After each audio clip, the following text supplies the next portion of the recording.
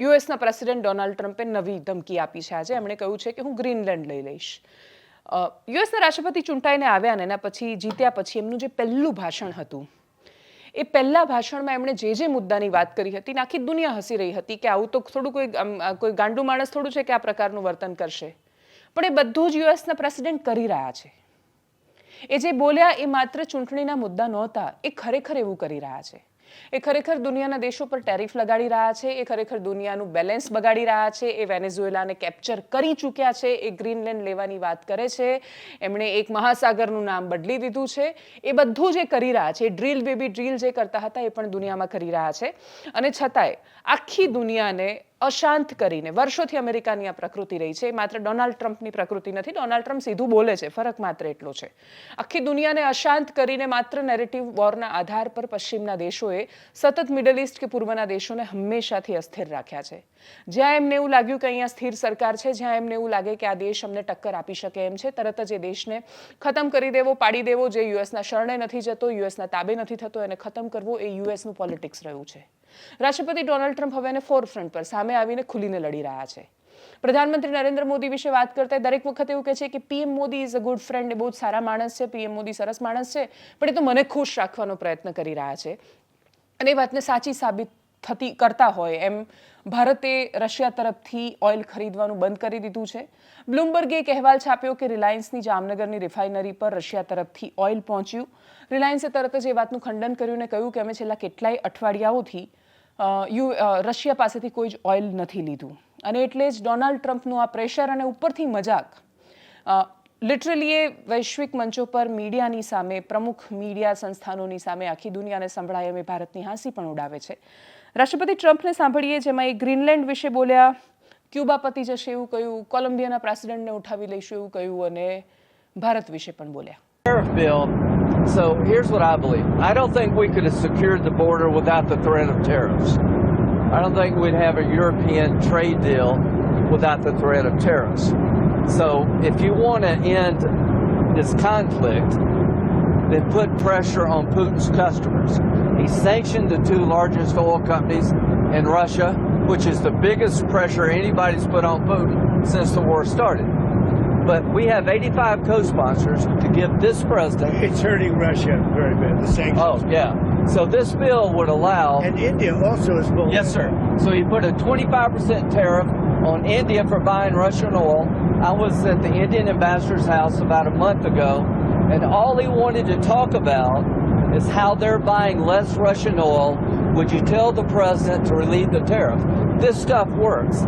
So I'm hoping we'll bring the bill up, and it's from 0 to 500. He picks the number, nobody else does. But if you're buying cheap Russian oil, keeping Putin's war machine going, we're trying to give the president the ability to make that a hard choice by tariffs. I really do believe that what he did with India is the chief reason India is now buying substantially less Russian oil. So I hope we pass this bill soon. And after this... They wanted to make me happy, basically. He wanted to... Modi's a very good man. Yes. He's a good guy. He knew I was not happy. And it was important to make me happy. They do trade. And we can raise tariffs on them very quickly, and it would be very bad for them. All of that to say, you told me you weren't very thrilled. And I'll tell you something, the Russian economy is lousy. But what's really lousy is the Venezuelan economy. The Venezuelan economy is, I think, the worst economy I've ever seen. If you look at inflation, things are doubling every day. It's a disaster. We got to fix the country fast. Now, we have a very sick neighbor. It's not a neighbor, but it's close to a neighbor. And that's Venezuela. It's very sick.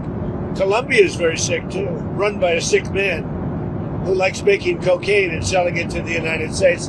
And he's not going to be doing it very long, let me tell you. What does that mean? He's not going to be doing it very long. He's not doing it very long. He has cocaine mills and cocaine factories. He's not going to be doing it very long. So there will be an operation by the U.S. and... It sounds good to me. Secretary Rubio mentioned... You know why? Because they kill a lot of people, yeah. Secretary Rubio mentioned Cuba yesterday in his remarks. Does the U.S. have a plan to do... Well, Cuba always survived because of Venezuela. Now they won't have that money coming in. They won't have the income coming in.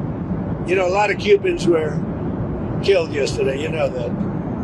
A lot of Cubans were killed. Do you know how many? The bodyguards. No, they're looking, but there was a lot of death on the other side. No death on our side, but there was a lot of death on the other side, unfortunately. But a lot of Cubans were killed yesterday, trying to protect him. You, though, there's been protesters killed in Iran. You said we were locked and loaded, ready to go. What is the line there for when the U.S. is going to get involved in those We'll protests? take a look. We're watching it very closely.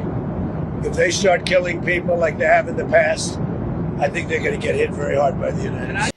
ઈરાનની બહુ જ શાંતિથી ચાલતી લોકશાહીવાળી સરકારને ઉથલાવીને પોતાને ગમે એવો તાનાશાહ મૂકવાની યુએસની ચાલ હોય.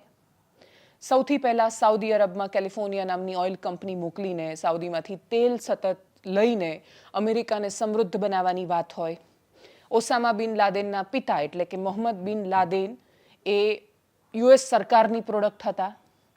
ઈરાનમાં સદ્દામ હુસેન જે એમની સાથે ન ચાલ્યો અને એટલા જ માટે એ કુવેત લઈ લેશે એના નામ પર અથવા એક કથિત માસ ડિસ્ટ્રક્ટિવ વેપન બનાવે છે એના નામ પર સદ્દામ હુસેનને મારવાની વાત હોય, મોહમ્મદ ગદ્દાફીને મારવાની વાત હોય, તાલિબાનનું સર્જન ને પછી તાલિબાનને ખતમ કરવાની અને પછી અફઘાનિસ્તાનને વચ્ચેથી છોડી દેવાની વાત હોય. દુનિયાભરમાં સીઆઈએનો રોલ સરકારો અસ્થિર કરવામાં, સરકારો પાડી દેવામાં અને એ ષડયંત્રો કરવામાં રહ્યો છે. અને સીઆઈએ એમણે એટલી બધી રાજનૈતિક હત્યાઓ કરી છે અને છેલ્લે નેરેટિવ વોરમાં અમેરિકા આવીને એવું કહે છે કે આ બધું જ અમે દુનિયાની શાંતિ માટે કર્યું છે. જાણે દુનિયાની શાંતિ સ્થાપવાનો ઠેકો આખી દુનિયાએ અમેરિકાને આપી દીધો હોય ને એ પોતાને જગતજમાદાર કહેતું ફરે છે. અને આવું એટલે કહી શકે છે કેમ કે આખું વિશ્વ ખરેખર નતમસ્તક હોય છે યુએસના નિર્ણયોની સામે. અને એટલે જ્યાં સુધી પશ્ચિમા નેરેટિવ વોરમાં જીતતું રહેશે ત્યાં સુધી દુનિયા અશાંત રહેવાની છે. બાકી જ્યાં સુધી તેલ નહોતું ત્યાં સુધી મિડલ ઇસ્ટમાં કકડાટ પણ નહોતો. પછી તમે ધાર્મિક કટ્ટર સમૂહોને પણ તમે પેદા કર્યા, એનો ભોગ તમે બન્યા, તો પછી ઓસામા બિન લાદેનને મારી પણ નાખ્યો ને તાલિબાનને ખતમ પણ કરી નાખ્યું. એટલે ઊભા કરો ને મારો ને ખતમ કરો એ યુએસનું પોલિટિક્સ છે. પણ યુએસના પોલિટિક્સનો ભોગ આખી દુનિયા બની રહી છે. એનાલિસિસમાં અત્યારે બસ આટલું. જો આપ અમને યુટ્યુબ પર જોઈ રહ્યા છો તો સબસ્ક્રાઇબ કરો, ફેસબુક પર જોઈ રહ્યા છો તો ફોલો કરો, વિડીયોને શેર કરો. નમસ્કાર.